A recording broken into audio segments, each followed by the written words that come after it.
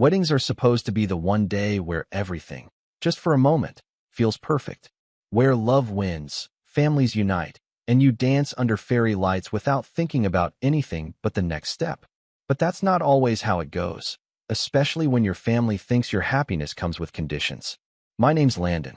I'm 32 years old, and I married the love of my life 2 months ago in what should have been the happiest day of our lives. It was, until one conversation, one smug sentence, turned the entire event into a battlefield I never saw coming. Let me back up a bit. I grew up in a family that measures worth by money, titles, and bloodlines. The Reeds are the kind of family that believes success should look a certain way. Ivy League degree, six-figure job by 30, married to someone with a strong name, and at least one family business in their back pocket. I didn't exactly tick all those boxes, but I wasn't some cautionary tale either. I built a solid career in UX design, launched a small firm with two close friends in Austin, and worked my way to a comfortable life.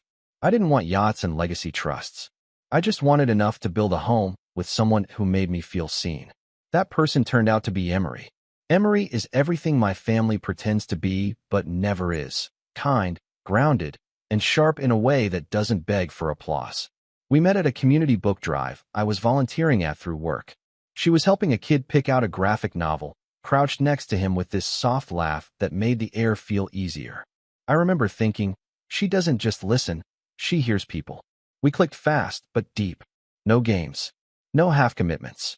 2 years later, I proposed on a hike overlooking the hill country, and she said yes with tears in her eyes and dirt on her shoes. Perfect. Telling my family about her was complicated. My mom's first comment was, "What do her parents do?" Not "how did you meet?" Not "when can we meet her?" But "what do her parents do?" That's how they see people, through the lens of pedigree. When I told her Emery's dad had passed, and her mom was a retired public school teacher in Wisconsin, she just hummed, like the air had been let out of the room.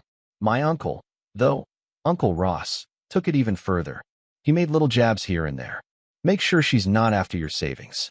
Or, be careful about marrying down, Landon. Women remember that stuff. He thought he was being funny. I didn't. Ross has always been the type who confuses cruelty for charisma. Grew up with the same silver spoon, but polished it until he could see his ego in the reflection. He made his money in commercial real estate and never lets you forget it. The kind of man who calls waiters boss, but never once says thank you. He's my dad's older brother, and for some reason, his opinions carry weight in the family. Maybe it's because he speaks loudest. Or maybe because my dad, a quieter man, always deferred to him like Ross had the final word on everything from career choices to which side of the family hosted Christmas. When we sent out wedding invitations, we debated leaving Ross off the list. Emery had only met him twice. Once at my cousin's baby shower, where he asked if she was part Asian, out of nowhere, and once at Thanksgiving, where he said she carried herself well for someone from a small town. Both times, she just smiled and changed the subject, trying not to make a scene. I asked her if she wanted him at the wedding.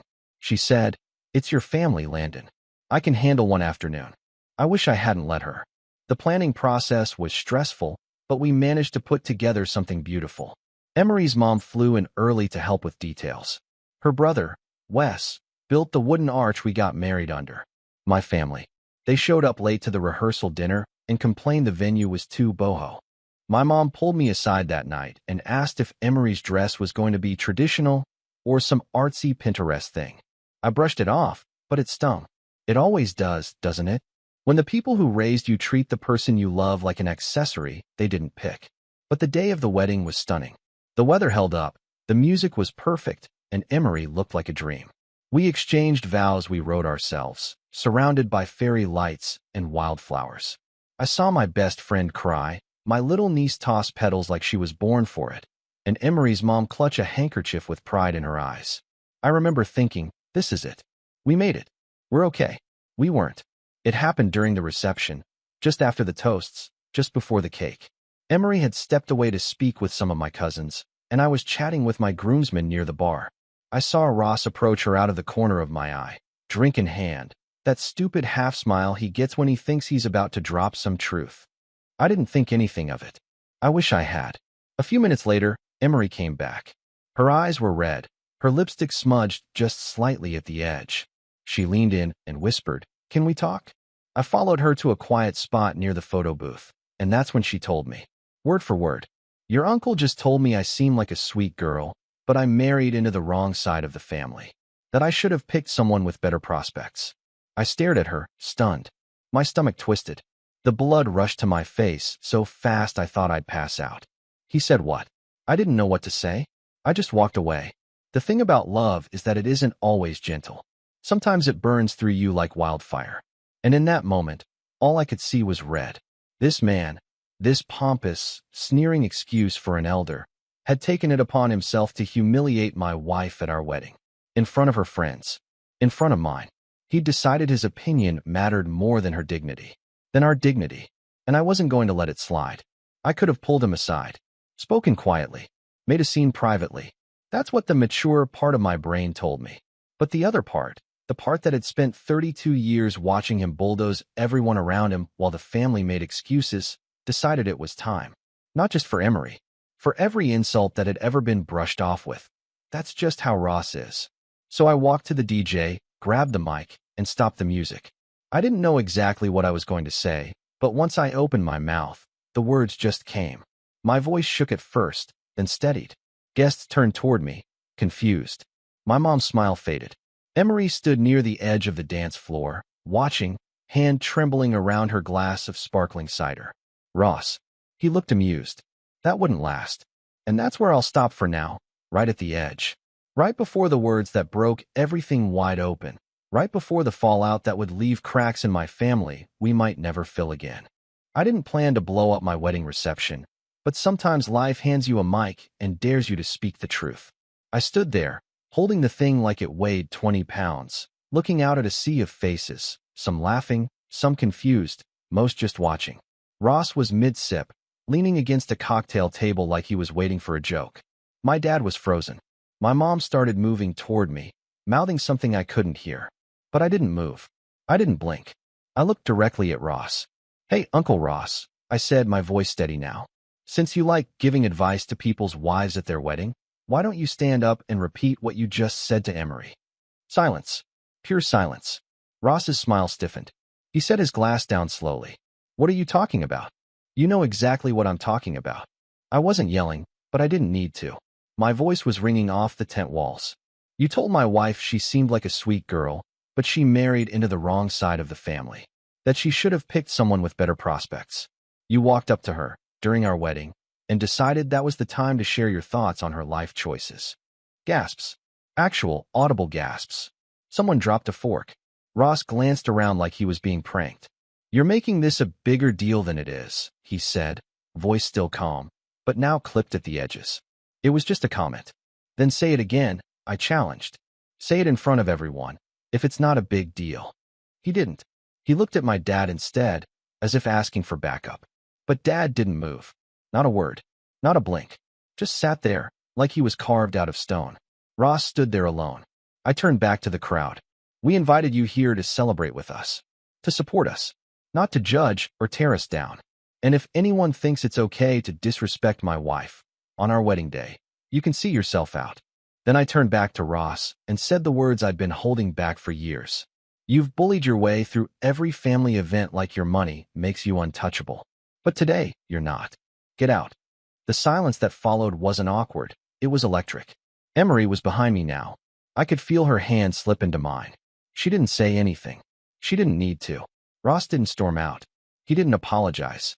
He just scoffed, shook his head, and walked out with that same arrogant air like he still had the upper hand. But he didn't. Not anymore. I thought that would be it. That maybe, it would finally be the moment my family woke up and realized enough was enough. But I underestimated the loyalty of old money and old grudges. The fallout started less than an hour later. It began with whispers, my Aunt Delia, Ross's wife, muttering to my mother, "He's always been dramatic. This is embarrassing." Then my cousin Jared, Ross's son, came up to me near the catering tent and said, "Man, you didn't have to humiliate him like that. Could have just pulled him aside." I didn't argue. I just said, if he didn't want to be humiliated, maybe he should have kept his mouth shut. Jared shook his head like I was the unreasonable one and walked off. That night, After the last of the guests left, and we were sitting in our honeymoon suite with tired feet and uneaten slices of cake, my phone started buzzing. Text from my mother, my father, even my older sister, Margot, who hadn't said 2 words to me in months. Mom, you ruined the reception with that outburst. Ross was just joking. You embarrassed the whole family. Dad, let's talk when you cool off. Ross didn't mean it that way. Margot, not everything has to be a public takedown. Grow up, Landon. I showed the texts to Emery. She didn't say anything at first, just scrolled through them slowly, blinking too fast. Then she looked up at me and asked, "Do you regret it?" I shook my head instantly. Not even a little. She nodded, but her mouth tightened. Then I won't either. But the thing about words is, they echo. Especially in families like mine, where image is everything and silence is currency. Within days, the narrative began to shift. I was sensitive. I overreacted. Ross just made a comment. Suddenly, I was the problem. Not the man who told my wife she married beneath herself, but me, for calling it out. We came back from our honeymoon to a flurry of passive-aggressive messages and one very awkward family lunch that my mother insisted on hosting to clear the air. I didn't want to go, but Emery said, "Let's just get through it. Then we know where we stand." The lunch was at my parents' house. My mom made lemon chicken, her default peace-offering meal, and set the table with the fancy plates, like we were pretending everything was fine. Ross wasn't there, but his presence hovered over every polite sentence. "We all just want to move forward," Mom said, cutting into her chicken like she wasn't slicing open my patience. Emotions were high. It was a beautiful wedding, and sometimes people say things they don't mean. I set down my fork. He meant it. Dad cleared his throat. Ross has always had a blunt way of speaking. He called me a mistake, Emery said quietly, not raising her voice, not crying, just stating it like a fact. To my face. At our wedding. Mom gave a tight smile, like Emery had just said something slightly offensive at a dinner party. He didn't say that. No, I cut in. But he meant it. And you know it. That was the moment. That shift in the room where I realized, really realized, that they weren't going to back me. That they weren't interested in truth, or healing, or even understanding. They just wanted things back to normal. For me to smooth it over, say it was a misunderstanding, pretend it didn't matter. But it did. The real betrayal came a few days later. I was in the middle of a client call when I got a notification, an Instagram tag. I clicked it, assuming it was one of our wedding guests posting late photos. It wasn't. It was a post from Margot. A carousel of family photos with a long caption about forgiveness, family unity, and how one bad moment doesn't define a lifetime. She tagged me. She tagged Emery. She even tagged Ross. I scrolled through the comments. People were chiming in, friends, extended relatives, even some of Ross's business partners, saying things like, "Family first. Love conquers all. Proud of you for being the bigger person, Margot." It made my skin crawl. They were rewriting the story. Publicly. They were painting me as the black sheep who threw a tantrum and caused a rift. Emery as the outsider who couldn't handle a joke. Ross as the misunderstood patriarch who meant well. I didn't even have to check. Emery had seen it too. She didn't say anything when I got home. Just handed me her phone with the post already open. Then she asked the question I'd been dreading. "Landon, what do we do now?" Because she knew. We both knew. That this wasn't just about a comment anymore. This was about loyalty. About truth. About whether we were going to swallow it and move on, or draw a line in the sand that might not ever be erased. And that's where things really began to unravel. I don't think there's a word that perfectly captures what it feels like when you realize your own family has chosen someone else's comfort over your truth. Betrayal doesn't quite do it justice. Neither does disappointment. It's more like watching your childhood home slowly disappear in the rearview mirror, brick by brick, while everyone inside waves like nothing's wrong. After Margot's Instagram post, after the comments poured in praising her maturity and grace, I knew exactly where we stood. Not on shaky ground. Not in some murky middle. We were outside the circle, locked out of a narrative being spun to protect everyone except us. Emery stopped responding to messages from my mom. I didn't tell her to. I didn't have to.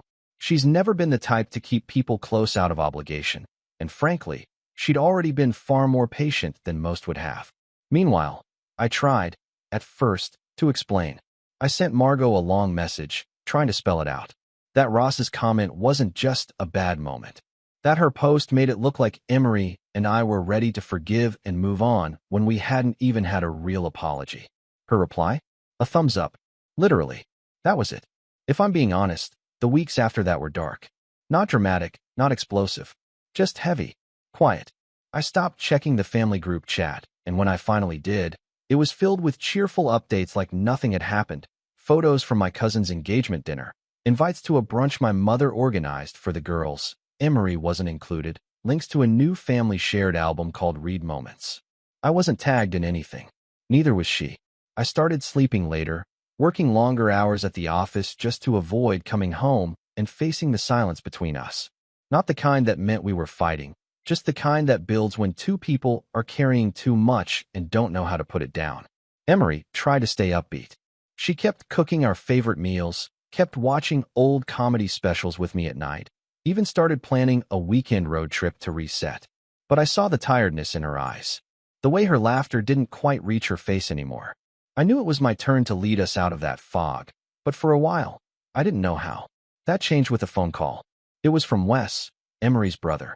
A mechanic who runs his own shop out in Madison and once rebuilt an entire transmission in our driveway, just because Emery mentioned my car was acting up. He's quiet, but solid. The kind of guy who lets actions speak first. He called one Friday evening, right as I was about to leave work. "You got a second?" he asked. "Yeah," I said, dropping back into my chair. "Everything okay?" He was silent for a moment. Then, "She called me." I didn't need to ask who. "My mom," he said, filling in anyway. "Apparently she saw some Facebook comment about your wedding.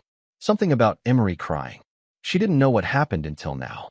I closed my eyes. "And she's pissed." That surprised me. She said if your family thinks they can treat her daughter like that, and then plaster her face on their social media like everything's fine, they're out of their minds. He chuckled under his breath. She also said, and I quote, "If Ross Reed ever breathes near my daughter again, I'll break his nose with a salad fork." That made me laugh for the first time in days. Like, really laugh. "Listen," Wes continued, "I've stayed out of it 'cause Emery asked me to. But I've seen how it's weighing on both of you. And I just wanted to say, your family might be acting like you did something wrong, but you didn't. You did what every guy should do. You stood up for her. Don't let them make you feel crazy for that." That conversation flipped a switch. Not instantly, not like some magic movie moment. But it started something. A shift. The fog didn't clear, but I realized I could move through it. That weekend, I sat down with Emery. Really sat down. No phones. No distractions. "I know I've been off," I told her. "I haven't been handling this well." She looked at me, eyes soft but wary. "You've been trying to carry it alone. I didn't want to dump more on you." "Landon," she said, taking my hand, "we're married. We're not just building a life together. We're building us. And you don't have to protect me from this. I just need you with me." That conversation didn't fix everything, but it reminded me why we did all of this in the first place. Why we said yes. Why we chose each other. So I started showing up again, not for them, but for us. I stopped checking my family's pages. I deleted the group chat. I started going to therapy, something I'd put off for years, telling myself I didn't need it. I did.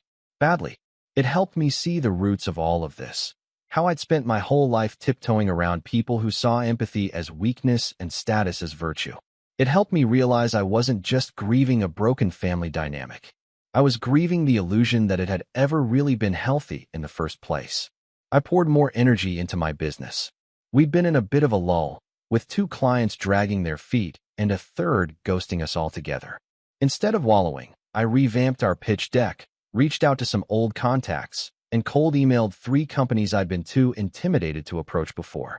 One of them, a sustainable furniture startup out of Oregon, responded within 48 hours. We landed the contract the next week. It was our biggest project to date. I told Emery by taking her out to dinner at the same food truck lot where we had our third date. She wore the same green jacket she'd worn that night. I remembered because it had a little tear in the sleeve, and she'd stitched it herself with dark blue thread. "We're gonna be okay," I told her over tacos. "Actually, better than okay."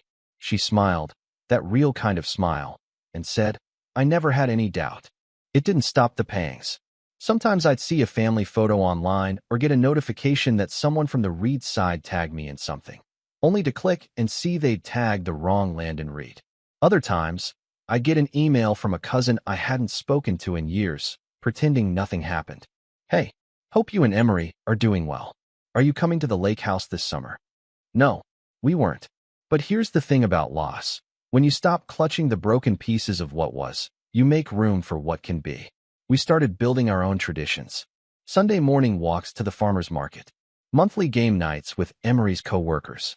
I invited Wes and his wife down for a weekend, and we grilled in the backyard and played cards until midnight. It wasn't flashy. It wasn't Instagram-worthy, but it felt right. And the more I invested in the life we were creating, the less I cared about the one I left behind. Until, of course, they found a way to claw back in. It started with a letter, not an email, not a text, a literal, printed letter on crisp white stationery that arrived in our mailbox on a rainy Thursday. No return address. Inside was a single page. Typed, "This has gone on long enough. It's time to stop punishing the entire family for one misunderstanding. You made your point, but you're not the only ones who got hurt. Think about your parents. Think about your sister. Think about your future." No signature. But I recognized the phrasing, the guilt, the manipulation wrapped in faux concern. I folded the letter and placed it in the drawer by the entryway. Emery didn't ask about it. She didn't have to. She knew. We both did. But it got me thinking. They hadn't let go. They hadn't moved on. They were just waiting for me to crack, for me to reach out and make amends, to play the prodigal son who finally came to his senses. And that's when I realized I'd been playing defense, dodging their attacks, patching up the damage, hoping it would all fade into the background eventually. But maybe it was time to stop hoping. Maybe it was time to do something. That thought stayed with me, quiet, patient, sharpening itself in the background, until an unexpected opportunity opened a door I never saw coming. And once it did, I knew exactly how to walk through it. The letter sat untouched in our entryway drawer for a full week. I didn't respond, didn't bring it up, didn't even mention it to Emery. But I read it at least 5 times. Not because I was hurt, but because I was studying it. Every line was crafted with precision, with the kind of phrasing meant to sound innocent until you read it again. You're not the only ones who got hurt. That one stuck with me, because it was never about us getting hurt. It was about us fighting back. That was the real offense. I was done playing the quiet son, done letting their version of the story dominate. Because while they played nice on social media and gossiped behind closed doors, I was out here actually living my life. And for the first time in a long time, I had something they couldn't touch: independence. Emery and I weren't just surviving without them. We were thriving. The new contract with the Oregon startup had doubled our revenue for the quarter. Emery had been offered a senior editor role at a publishing house she'd admired for years. And we were starting to talk, really talk, about buying a home. Somewhere outside the city. Somewhere we could start fresh. And then, as if fate had a twisted sense of humor, the opportunity landed right in my inbox. It was an email from a property agent I'd worked with once before, someone who occasionally sent me listings that fit my investment portfolio. I dabbled in real estate for a while, picking up undervalued properties, renovating, and renting them out. Nothing big, just small, stable investments. But this time, the email subject line read, "Reed Hill, historical property for sale, private listing." My eyebrows shot up. Reed Hill was the name of an old estate on the edge of the city, tucked into a wooded corner with a lake view. My great-uncle had bought the place decades ago. It had been the backdrop of every important Reed family gathering for as long as I could remember: Christmas dinners, engagement parties, the occasional forced family reunion. It wasn't owned by my parents or Ross, but by a distant cousin named William who had lived in Europe for years and rarely returned. Apparently, William was finally cashing out. Quietly. No family bidding war. No offers passed around the group chat. He just wanted to sell, and he was open to anyone who could pay the asking price. I stared at the listing for a long moment, heart thudding. The asking price was steep, but not out of reach. Not anymore. I knew if I bought it, I wouldn't just be purchasing land or a house. I'd be holding the crown jewel of Reed family nostalgia. The place my mom once called our legacy. The place Ross used to brag about to his friends, acting like he owned it just because he hosted a 4th of July barbecue there once. The place where Emery and I were conspicuously not invited the year before we got married, because, as my mother had said, it was just going to be family. I called the agent within the hour. By the next morning, I'd put in an offer. Full price. No contingencies. In cash. It was accepted that same afternoon. I didn't tell anyone for 2 weeks. Not Emery. Not Wes. No one. I needed time to think. Not about whether I'd done the right thing. I knew I had. But about what to do with it. That's when the setup began. The first step was subtle. I asked the agent to update the online property records immediately, making my name the listed owner. Public databases take a while to update, but there are ways to speed things up if you know where to look. I wanted it to be discoverable, not announced. I wanted someone from the family to stumble on it naturally, maybe while checking permits or talking to their country club realtor. I wanted the news to spread organically, like a virus. It worked. The first sign came through a text from Margot. Margot. Hey. Random question. Did you hear anything about the Reed Hill property? Thought I saw your name somewhere. I didn't respond. 2 days later, I got a call from my dad. I didn't answer that either. By the end of the week, my mother had sent an email. A full email, not just a message. Landon, we were hoping to reach you about something important. Could we speak sometime this week? It's regarding Reed Hill. I didn't reply. Instead, I made an appointment with a landscape architect and started drafting renovation plans. Not just cosmetic upgrades. I was going to reshape the property from the inside out. Tear down the guest house that Ross used to stay in every summer. Expand the gardens where they once posed for family photos. Build a new wraparound deck facing the lake, something Emery had always dreamed about. This wasn't going to be their estate anymore.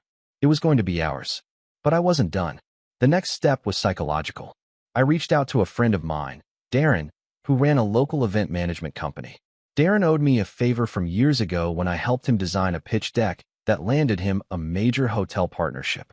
I told him I wanted to host a private event at Reed Hill. Something small, elegant, just enough to catch attention. He was more than happy to help. We scheduled the event for early spring, just warm enough to host something outdoors. I called it a seasonal evening gathering, intentionally vague. I invited a mix of people, Emery's family, close friends, business partners, and a few colleagues from my firm. I made a public Facebook event set to friends of friends visibility and tagged a handful of people I knew had mutuals in the Reed family circle. I didn't invite a single Reed, but I made sure they'd see it. The event photos were everything I wanted them to be. Candles on the lawn, soft string music drifting over the lake, warm lighting on the old stone walls, Emery laughing in a navy blue dress as her mom toasted us with a glass of Prosecco. I hired a professional photographer and posted the album the next morning with a simple caption, "Grateful for this new chapter." The fallout was instant. Ross called me within 24 hours. I didn't answer. My mom sent another email. We would appreciate the courtesy of a conversation before making any drastic changes to family spaces.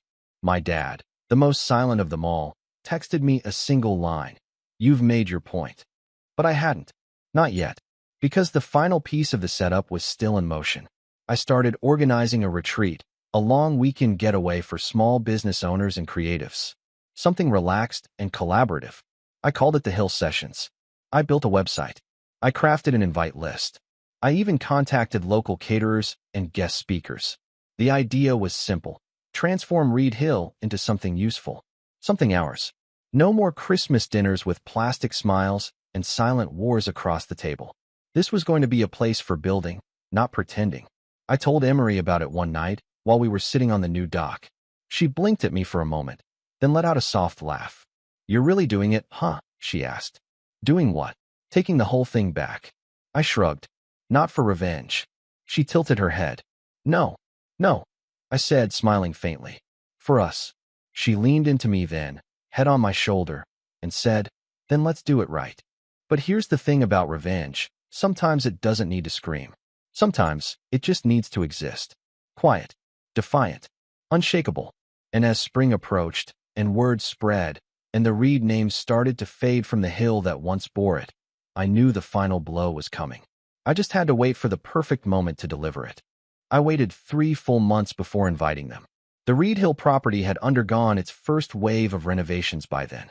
The old guest house Ross used to brag about had been torn down to the studs and rebuilt into a minimalist lakeside cottage, with solar panels, a private path to the dock, and a kitchen so cleanly modern it made Mom's favorite farmhouse aesthetic look like a relic. The main house had been stripped of every dusty oil painting, every smug family portrait, every reminder that the Reeds once ruled this place like it was a throne room. It was ours now, not just by paperwork, but by presence. The retreat, the Hill Sessions, was a resounding success. Local creatives, entrepreneurs, and friends spent a long weekend trading ideas and stories by the fire pit, while music played low across the lawn. Emery led a panel on storytelling through editing. I gave a talk about sustainable design. Strangers left as collaborators. Friends left as family. That weekend, Reed Hill wasn't a place of privilege.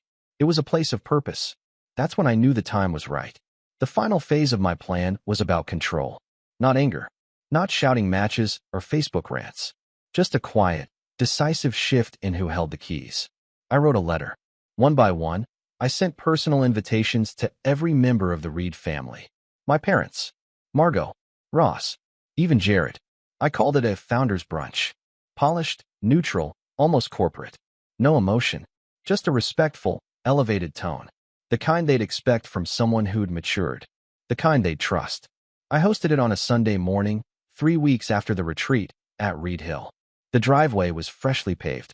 The flowers Emery's mom had planted in the spring were now in full bloom. The welcome sign read, "Welcome to Hillview Estate." Not Reed Hill. That name was gone. The family trickled in, hesitant, cautious, but curious. Even Ross came. He stepped out of his car like a man entering a courtroom he still believed he could sway. I greeted each one personally. No sarcasm. No coldness. Just calm. Controlled. "Thanks for coming," I said to my mother, who looked around the grounds like she was seeing it for the first time, because she was. "Landon," she said, her eyes narrowing slightly. "This place looks very different." "That's the idea," I replied. We served brunch on the new deck facing the lake. Emery stayed mostly in the background, welcoming people, offering drinks, polite but distant. They noticed. I wanted them to. The conversation started light. Jared asked about the garden layout. Margot complimented the reclaimed wood beams. My dad said the lake looked cleaner. But eventually, as I knew it would, someone broke the surface. It was my mother. She cleared her throat gently, placing her fork down like she was about to make a business proposal. "We were hoping, since you invited us here, that perhaps we could all start over. As a family." I nodded slowly. "That's what today is for." Ross raised an eyebrow. "Really?" I met his eyes. "Yes. But let's be clear. I'm not forgetting what happened. I'm not pretending Emery imagined your words, or that the family didn't try to gaslight both of us after the fact." He opened his mouth, but I kept going. "What I am doing is showing you who I've become since then. You all spent so long trying to define me, measure me, decide whether I was living up to your expectations. And for a while, I let that define how I saw myself." I gestured around. "But this place? This is mine. Built from my own choices, my own people, my own values.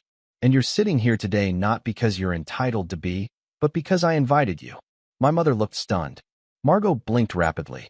My dad stared at the table. Ross, of course, scoffed. "So what?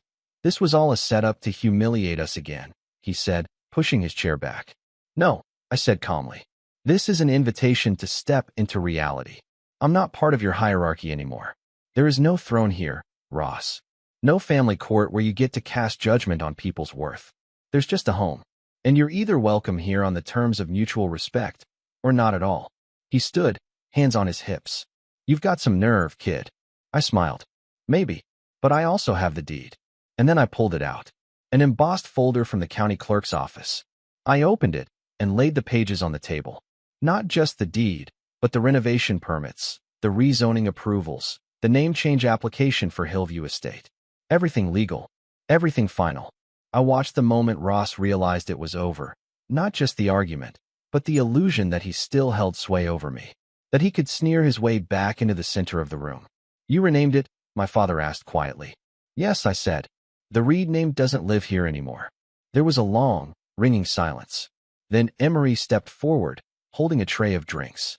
She offered one to my mother first, an act of grace I didn't ask for, but one that only deepened the contrast between the woman I married and the family I came from.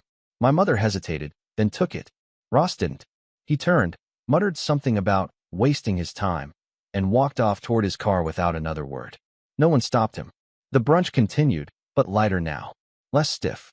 More real. Margot apologized before she left. Stammered, fumbled, but she said it. My mom lingered at the end, standing with me at the dock. I don't understand how it got this bad, she said softly. It didn't get bad, I said. It got honest. She looked at me with something close to grief. I didn't comfort her. That was never my job. In the weeks that followed, things didn't magically resolve. We weren't suddenly a happy family. Ross never called again. My dad remained mostly silent.